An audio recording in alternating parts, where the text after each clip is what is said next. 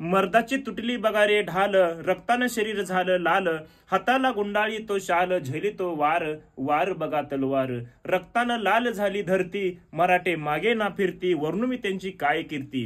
हे गीत कोणा संबंधित आहे, कोणत्या मावळ्या संबंधित आहे? तर हे गीत आहे नरवीर तानाजी मालुसरे यांच्या संदर्भात आहे. तानाजी महाराजांची कोंढाण्यावरती लढाई करत असताना ढाल तुटली आणि त्या तुटलेल्या ढालीमुळे त्यांच्या हातावरती शरीरावरती वार होऊ लागले. त्यांनी आपल्या डोक्याचं पावगुट सोडलं. हाताला गुंडाळी तो शाल, झेली तो वार, वार बघा तलवार, तर ते वार त्यांच्या हातावरती बसून तो हात तुटला. महाराजांना, तानाजी महाराजांना त्या ठिकाणी आपला देह गमावा लागला.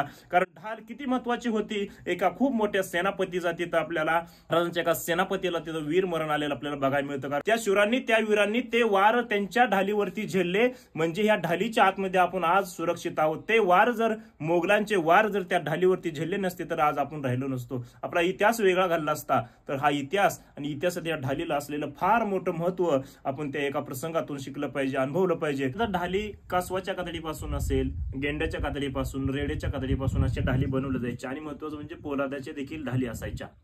ही ढालीची बघा अतिशय उत्कृष्ट प्रकार आणि नमुने या ठिकाणी आपण बघतोय. ही समोर असलेली फुले, पाठीमागं ढाल पकडण्याची खरी पद्धत आपण बघू शकतो. कशा पद्धतीचे ह्याचे बंद आहेत. तर अशा पद्धतीची ढाल पकडली जायची.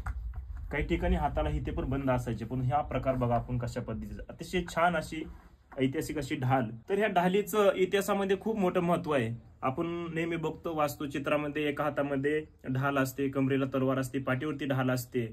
तर शिवाजी महाराजांचं असं एकही आपण शिल्पचित्र बघत नाही की त्याच्यामध्ये महाराजांच्या पाठीवर ढाल नाही.